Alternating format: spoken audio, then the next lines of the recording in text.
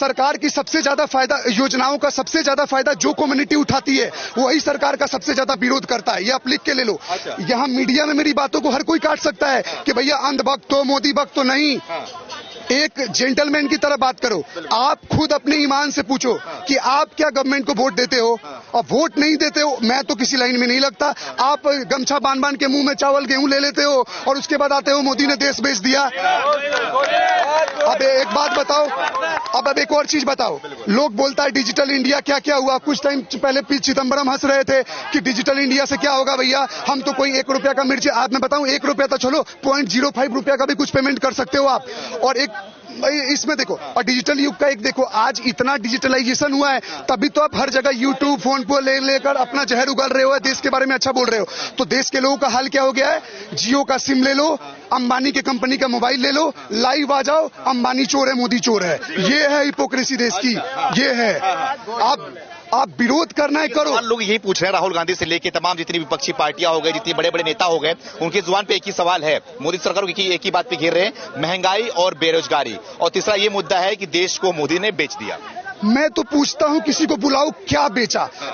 इस सवाल से मेरे को बहुत गुस्सा आता है। कोई बोलता है रेल बेच दिया, ट्रेन बेच दिया, ये बेच दिया। एक बात बताओ, आप कहीं 50-60 हजार की 25-30 हजार की नौकरी किसी आईटी सेक्टर में करते हो, 8 से 12 घंटा, 12 से 14 घंटा आपको मजबूर करके, फोर्स करके काम करवाता है।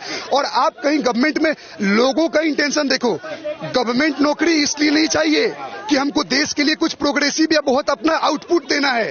नौकरी इसलिए चाहिए क्योंकि एक लाइफ सेटल हो, आराम से चेयर तोड़ सके, काम ज्यादा हो या कम हो पैसे मिलते रहे, पेंशन मिले, अच्छे दहेज में सरकारी दहेज मिल जाए, बढ़िया लड़की मिल जाए। तो आप लोगों का मानसिकता देख रहे हो। लोग ये नहीं, विरोध वही लोग कर रहे हैं जिनको दिक्कत हो रहा है, कंपटीशन फेस नहीं कर सकते। अब एक बात बताओ, by the profession who I am, myself doctor Prakash Singh. तो मैं अगर ऐसे बात करता हूं तो कल यहां से कोई नहीं बोल सकता कि ये बंदा इलॉजिकल, इडियोटिक वे में बात कर रहा है, इसको कुछ नहीं पता है। मैं भी कांग्रेस को वोट देता था, मैं कोई नया पैदा नहीं हो गया कि 2014 में पैदा हुआ और बटन दाबने लगा मोदी को। हम भी कांग्रेस को देते थे, लेकिन 1-2 बार हमने वोट क्या दे दिया, आपको इतना हजम होने लगा। और इतने सालों ये बात तो भी बोल रही है ना कि जो सब बोल रहे हैं कि मोदी सरकार ने काम कर दिया, 14 के बाद सारा काम हो गया। काम तो 14 के पहले भी हुआ था, 14 के बाद में क्या काम हो गया? अब एक बात बताओ, मैं तो ये नहीं बोल रहा कहीं काम नहीं हुआ। कौन बोल रहा है? जो बोल रहा है वो मूर्ख है। ऐसा नहीं है ना कि कांग्रेस आया तो कांग्रेस ने काम नहीं करा। मैं बोलता हूं कोई काम का स्टार्ट करवाना। अब आप बोलते हो हमने एम्स का नींव रख दिया, हमने एयरपोर्ट का नींव रखा, हमने आईआईटी रखा, हमने आईआईटी रखा, हमने आईआईएम रखा। तो एक बात बताओ, कोई चीज का स्थापना करना किसी देश के ऊपर एहसान नहीं होता है। इट्स माय गवर्नमेंट, तो मैं वो चीज करूंगा। लोग डायरेक्टली कांग्रेस का भी विरोध मत करें, लेकिन अब हम मोदी को वोट दे रहे हैं। अब आपने मान लो 10,000 किलोमीटर रोड बना के छोड़ दिया और रोड का लेंथ मान लो 20,000 किलोमीटर का है और आप पेंडिंग काम को छोड़ दिए और कोई आकर काम खत्म करवा के फीता काट ले तो आप बोलते हैं तो फीता काटते हैं। तो आपने छोड़ा ही क्यों? छोड़ा क्यों? आपने उनको करने का मौका क्यों दिया? आप बोलते हो 370 हटा दिया, ये कर दिया। अब कुछ लोग क्लेम करते हैं जब हमारी गवर्नमेंट आएगी तो हम वापस उसको रिस्टोर कर लेंगे। क्यों कर लेंगे? आज वहां इतना अच्छा इंफ्रास्ट्रक्चर हो रहा है, सब लोग वहां तारीफ कर रहे हैं, लाल चौक पे झंडा पर है। तो दिक्कत क्यों आ रही है? दिक्कत ये आ रही है कि जो राजनीति की रोटी आप लोग सेक रहे थे, पब्लिक इतना अवेयर, अपडेट हो चुका है कि हमें किस बात पे विरोध करना है, किस बात पे नहीं करना है। कल मैं दावे के साथ कह सकता हूं कि आज जो लोग बीजेपी को भी वोट दे रहे हैं, कल बीजेपी से गलती होगी, हम ही लोग विरोध करेंगे, हम वोट नहीं देंगे वहां के। आपको जो आपके क्षेत्र में अच्छा लगता है उसको वोट देना, लेकिन विरोध करते करते ही is the representative of our country.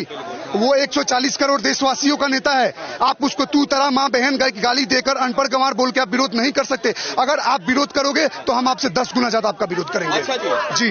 तो क्या लग रहा है आपको, मोदी सरकार क्या 9 साल में जो काम करा है उसके बलबूते पे हैट्रिक मार पाएगी? क्योंकि ये सवाल इसलिए पूछ रहा हूं क्योंकि अब इंडिया गठबंधन बहुत मजबूत होते दिखाई दे रही है। क्या लग रहा है? कौन बोला मजबूत होते हुए दिखाई दे रहा है?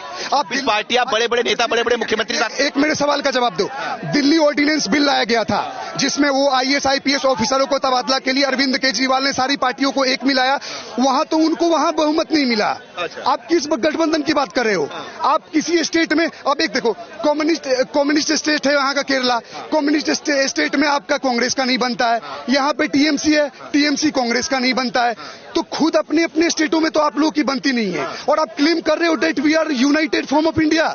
कैसे आप इंडिया शब्द रख के खुद का, actually it's not India, it's I.N.D.I.A, ये खुद ही पार्टीशन में है एक दूसरे के साथ, दे आर नॉट यूनाइटेड। अच्छा, समझो आप बात को। और बोलते हो बेच दिया, क्या बेच दिया? कोई चीज को लीज पे दिया जाता है ताकि प्राइवेट सेक्टर उसको स्ट्रिक्टनेस लाए, और कुछ टाइम बाद जब वो लीज खत्म हो जाता है वापस वो गवर्नमेंट को हैंड ओवर किया जाता है। बेचा कुछ नहीं जाता इस देश में।